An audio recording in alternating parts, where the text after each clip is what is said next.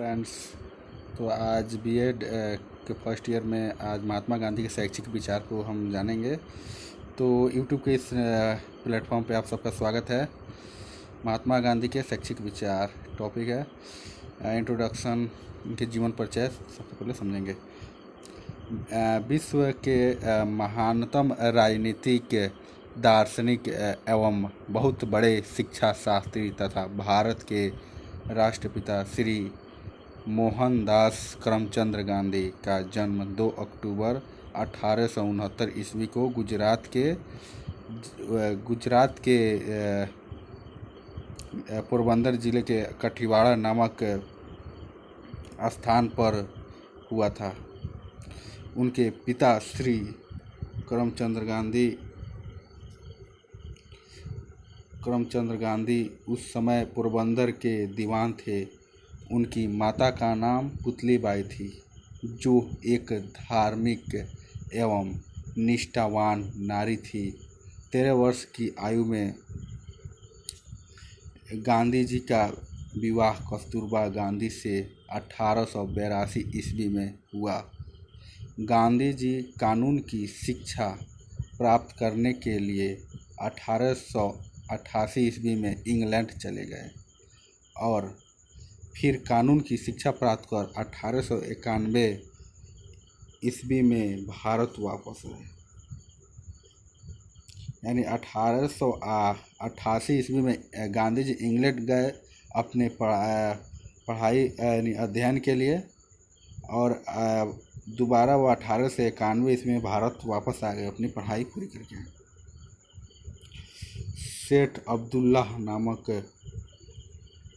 व्यापारी के मुकदमे के सिलसिले में गांधी जी ने 1893 ईस्वी में दक्षिण अफ्रीका गए और वहां पर ही गांधी जी ने अपना पहला सत्याग्रह प्रयोग 1906 ईस्वी में किए। वर्ष 1915 ईस्वी में गांधी जी ने दक्षिण अफ्रीका से वापस भारत आ गए। यहाँ पर उन्होंने भारतीय राजनीति में प्रवेश किए और भारतीय राजनीति को एक नया मोड़ दिए। यानी गांधी जी की एंट्री भारत में 1915 ईस्वी से हुई। 1906 ईस्वी में उन्होंने दक्षिण अफ्रीका में सत्याग्रह किया था, एक सेठ अब्दुल्ला नामक व्यापारी के मुकदमे के सिलसिले में। ठीक है, तो वहाँ से उनकी पॉलिटिकल लाइफ शुरू होती है। गांधी जी ने अपना दूसरा सत्याग्रह और भारत का पहला सत्याग्रह का प्रयोग चंपारण सत्याग्रह के रूप में किया। 1917 ईस्वी में बिहार के चंपारण जिले में नीलहे किसान तिनकठिया पद्धति से परेशान थे।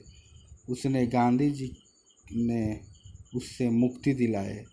उसके बाद 1919 ईस्वी में हुए जलियांवाला बाग हत्याकांड, रॉलेट एक्ट, खिलाफत आंदोलन के विरुद्ध में इन्होंने 1920 ईस्वी में असहयोग आंदोलन प्रारंभ किए। गांधी जी का बड़ा सहयोग 1942 ईस्वी में भारत छोड़ो आंदोलन में था। उन्हीं के नेतृत्व में भारत छोड़ो आंदोलन हुआ था। 1947 ईस्वी को भारत देश को आज़ादी कराने में उनकी महत्वपूर्ण भूमिका थी। गांधी जी की हत्या 30 जनवरी 1948 ईस्वी को दिल्ली में नथुराम गोडसे द्वारा दिया गया। उसी क्षण विश्व की यह महान विभूति हमारे बीच से उठकर चले गए। ठीक है, तो यहाँ पे महात्मा गांधी का शिक्षा दर्शन अब देखेंगे। महात्मा गांधी का शिक्षा दर्शन दक्षिण अफ्रीका, इंग्लैंड और भारत में मिले अनुभव पर आधारित है। गांधी जी एक महान राजनीतिक, स्वतंत्रता सेनानी, समाज सेवक एवं उच्च कोटि के शिक्षा शास्त्री थे। उनका दृढ़ विश्वास था कि शिक्षा ही एक ऐसा माध्यम है जिससे भारतीय समाज उन्नति कर सकता है। उन्होंने बार बार इस बात पर बल दिया कि साक्षरता न तो शिक्षा का अंत है और न ही आरंभ, यह केवल साधन है जिससे व्यक्ति शिक्षित किया जाता है।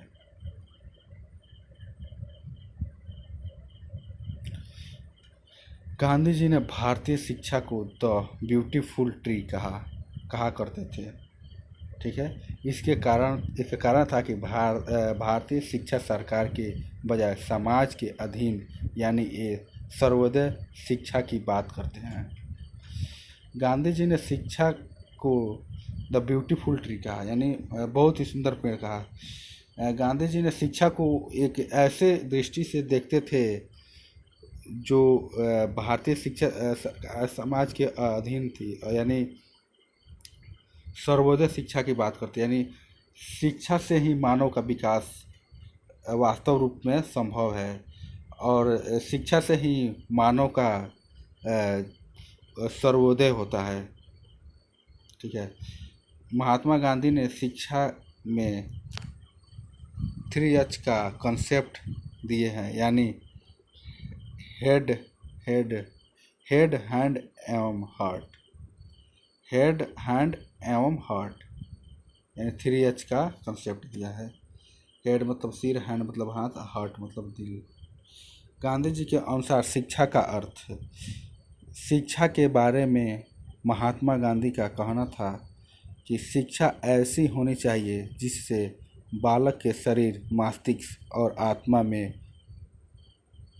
आत्मा में जो कुछ सर्वोत्तम है उसे समग्र रूप में अभिव्यक्त करना है, अर्थात बालक का शारीरिक, मानसिक, बौद्धिक एवं आध्यात्मिक गुणों का विकास करना। यानी गांधी जी बालक के शारीरिक, मानसिक, बौद्धिक और आध्यात्मिक गुणों का विकास करना चाहते थे। और शिक्षण के क्षेत्र में उनका यह मानना था कि बालक के शरीर, मस्तिष्क और आत्मा जो कुछ सर्वोत्तम है, आत्मा में सर्वोत्तम है, कुछ सर्वोत्तम है, उसे समग्र रूप से अभिव्यक्त करना है। यानी जो बालक के शरीर और मस्तिष्क और आत्मा, कहने का मतलब है कि शिक्षा ऐसी होना चाहिए जो बालक के शरीर की तरह उसकी मस्तिष्क में और आत्मा में मिली हो, ऐसी शिक्षा होनी चाहिए, वह समग्र रूप से अभिव्यक्त कर सके। ठीक है। विस्तृत अर्थ में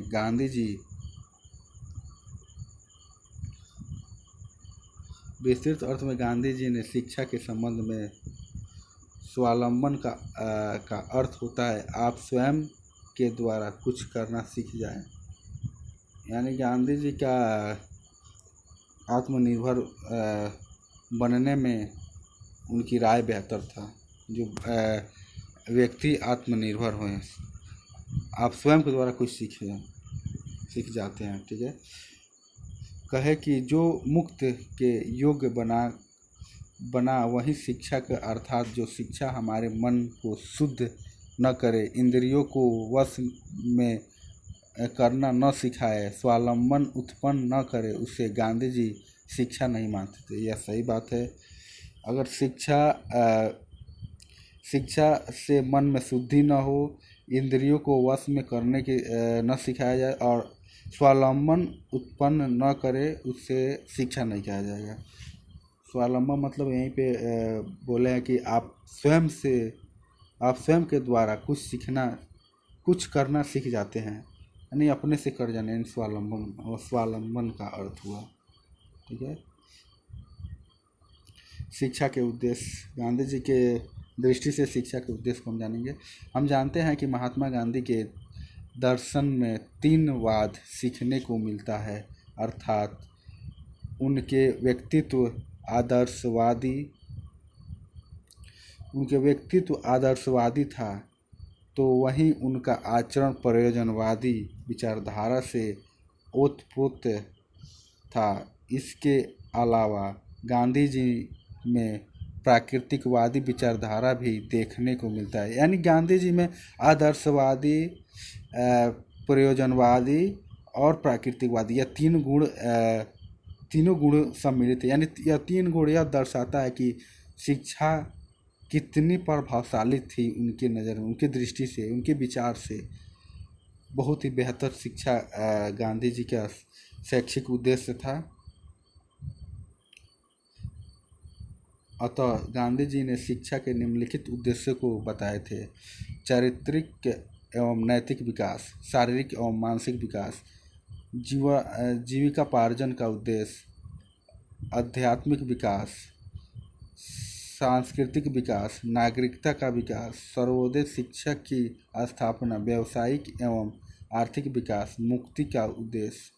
फिर से देखते हैं शिक्षा के निम्नलिखित उद्देश्य है: पहला चारित्रिक एवं नैतिक विकास, दूसरा शारीरिक एवं मानसिक विकास, तीसरा जीविकापार्जन का उद्देश्य, चौथा आध्यात्मिक विकास, पांचवा सांस्कृतिक विकास, छठा नागरिकता का विकास, सातवां सर्वोदय शिक्षा की स्थापना, आठवां व्यावसायिक एवं आर्थिक विकास, नौवां मुक्ति का उद्देश्य।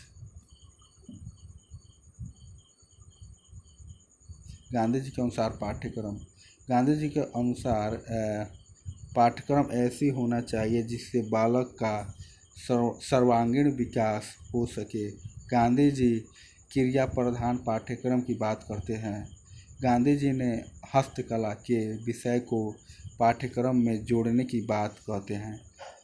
इसके अलावा सामाजिक अध्ययन, गणित, सामान्य विज्ञान, स्वास्थ्य विज्ञान, शारीरिक शिक्षा आदि पाठ्यक्रम में होना चाहिए, जो पाठ्यक्रम को मातृभाषा में होनी चाहिए। गांधी जी का यह मानना था कि हस्तकला विषय का पाठ्यक्रम जोड़ने की बात, माने हस्तकला शिक्षा से जुड़ी होनी चाहिए। जो व्यक्ति जो छात्र अपने हाथ के द्वारा जो कला दर्शाता है उसे हस्तकला कहते हैं। इसके अलावा सामाजिक अध्ययन, समाज का अध्ययन करें, गणित के ज्ञान हो, विज्ञान के विशेष नॉलेज हो, स्वास्थ्य विज्ञान यानी चिकित्सा संबंधित उसके ज्ञान हो, शारीरिक अपने फिजिकल जो अपने शरीर के जो शिक्षा है वो भी उसको पता हो, पाठ्यक्रम में होनी चाहिए, जो पाठ्यक्रम सिलेबस हो उसमें होना चाहिए यहाँ पे, ठीक है। और ये सब जो हो मातृभाषा यानी देश की जो भाषा है वही होनी चाहिए, मातृभाषा में होनी चाहिए। शिक्षण विधि, टीचिंग मेथड। गांधी जी के अनुसार निम्नलिखित विधि है: क्रिया विधि, यह शिक्षण विधि कर सीखने पर बल देती है। शिक्षण विधि कर के सीखने पर बल देती है, यानी आप सिखा के सीखते हैं वैसे। मौखिक विधि, इस विधि का प्रयोग महात्मा गांधी ने किए थे। मौखिक विधि के अंतर्गत प्रश्न विधि, तर्क विधि, व्याख्यान विधि, कथा कहानी विधि आदि आते हैं, यानी कहानी के माध्यम से मौखिक विधि के द्वारा शिक्षा प्रदान किया जाता था और महात्मा गांधी इसको बहुत ही प्रभावी ढंग से समझाया था। सी नंबर, अनुकरण विधि। इस विधि के अंतर्गत गांधी जी ने कहे थे कि बच्चे अनुकरण से जल्दी सीखता है। ये भी सही बात है, बच्चे शिक्षक के अनुकरण करते करते शिक्षा ग्रहण करता है। इस विधि के अंतर्गत गांधी जी ने कहे थे कि बच्चे अनुकरण से जल्दी सीखते हैं, ठीक है। सहयोग विधि, सहयोग संबंध विधि, अनुशासन। अब गांधी जी के शैक्षिक विचार में अनुशासन भी आता है। गांधी जी दमनात्मक एवं शारीरिक दंड के रूप में अनुशासन के विरोधी थे, यानी किसी को दबावपूर्ण उसको अनुशासन में लाना ये अच्छी बात नहीं है। गांधी जी इसके विरोधी थे। गांधी जी का मानना था कि अनुशासन आत्मा के ऊपर आधारित होती है। वह अच्छा अनुशासन होता है जिससे छात्र का सर्वांगीण विकास होता है। शिक्षा के बारे में गांधी जी का विचार था कि शिक्षक छात्रों का मित्र, पथ प्रदर्शक होना चाहिए। गांधी जी शिक्षक के व्यक्तित्व में निम्न गुणों की कल्पना करते हैं। ये शिक्षण को अपने विषय का पूर्ण ज्ञान होना चाहिए। शिक्षक के द्वारा छात्रों का स्व अध्ययन के लिए अधिक प्रोत्साहित करना चाहिए। शिक्षक के ऊपर छात्र का इतना विश्वास होना चाहिए कि वह उसके स्वयं की स्वतंत्रता अभिव्यक्त कर सके। छात्र स्टूडेंट, गांधी जी ने छात्र के संबंध में निम्नलिखित विचार दिए थे। छात्र को ब्रह्मचारी होना चाहिए। वह छात्र की कल्पना करते हैं। छात्र को ब्रह्मचारी होना चाहिए, ठीक है। वह छात्र की कल्पना करते हैं जो अनुशासित, देश सेवी, त्यागी व्यक्तित्व वाला हो। यानी छात्र में यह गुण होना चाहिए कि वो देश से प्रेम करे, त्यागी हो, त्यागी व्यक्तित्व हो, सब पर्सनालिटी त्याग करने का हो, और अनुशासित यानी वो अनुशासन में हो। श्री गांधी जी का मानना था कि छात्र का शारीरिक बल, आत्मबल, चारित्रिक बल एवं बुद्धि बल उच्च होना चाहिए। ये सही है, बिल्कुल प्रभावशाली हुआ। विद्यालय, स्कूल, गांधी जी के अनुसार विद्यालय ऐसी होनी चाहिए जिसका वातावरण प्रभावात्मक एवं प्रेरणादायक होना चाहिए। गांधी जी विद्यालय को पाठशाला के रूप में नहीं बल्कि कर्मशाला के रूप में देखना चाहते थे। इससे साथ ही गांधी जी ने विद्यालय को समुदाय केंद्रित बनाना चाहा। यानी विद्यालय को पाठशाला के रूप में नहीं, कर्मशाला, यहाँ जो अपने कर्म करके जो ज्ञान अर्जन किया जाए। और साथ ही गांधी जी ने विद्यालय को सामुदायिक केंद्रित, यानी बहुत सारे बच्चों का एक समूह में शिक्षा जो होता है, सीखना सिखाना की क्रिया होनी चाहिए, ठीक है।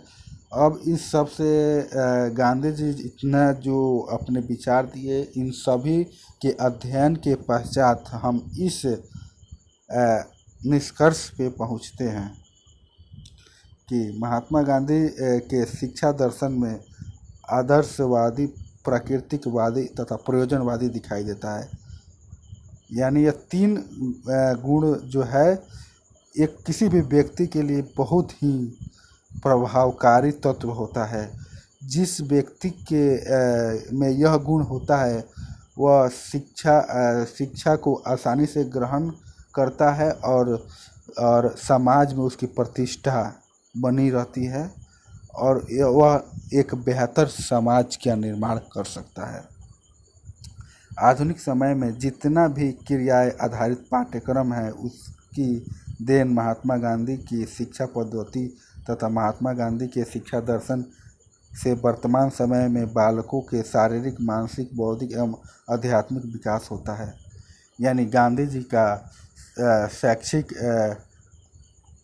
शैक्षिक निर्देशन बहुत ही महत्वपूर्ण है। यह एग्ज़ाम की दृष्टि से बहुत ही इम्पोर्टेंट है। इस एग्ज़ाम में, आने वाले एग्ज़ाम में यह निश्चित रूप से ही पूछेगा और इसी क्रम में लिखने पर बहुत ही अच्छा मार्क्स के भागीदारी बन सकते हैं आप।